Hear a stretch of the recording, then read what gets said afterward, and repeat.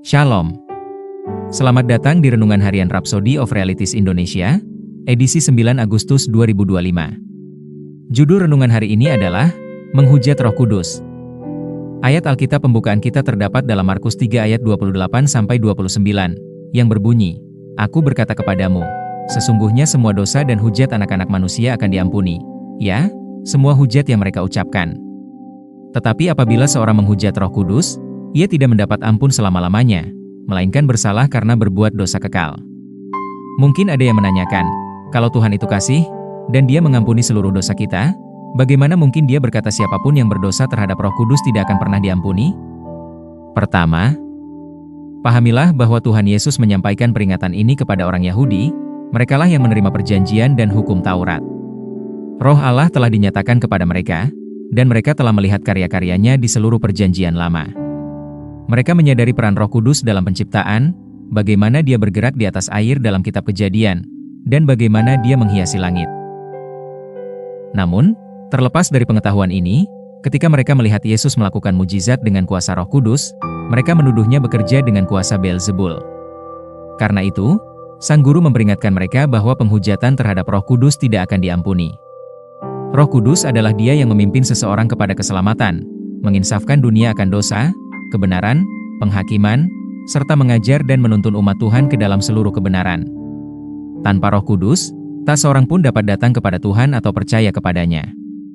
Oleh karena itu, jika seseorang menghujat Roh Kudus, ia menolak Dia yang seharusnya menuntun dan memimpin mereka dalam hal-hal yang berkaitan dengan Tuhan.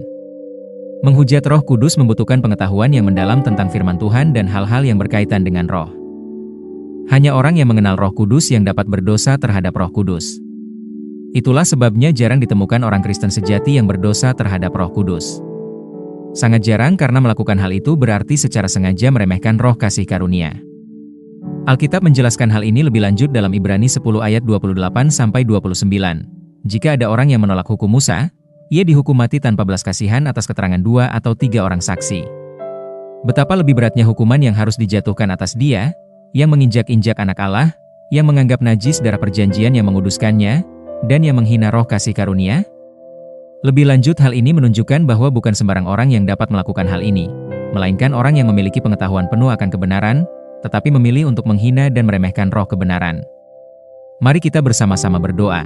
Bapa terkasih, terima kasih atas Roh Kudus yang mulia yang menyadarkan, mengajar, dan menuntunku ke dalam seluruh kebenaran. Aku mengakui dan menghormati karyanya dalam hidupku dan di seluruh dunia, menyerahkan diriku sepenuhnya kepada bimbingan dan berkat-Nya.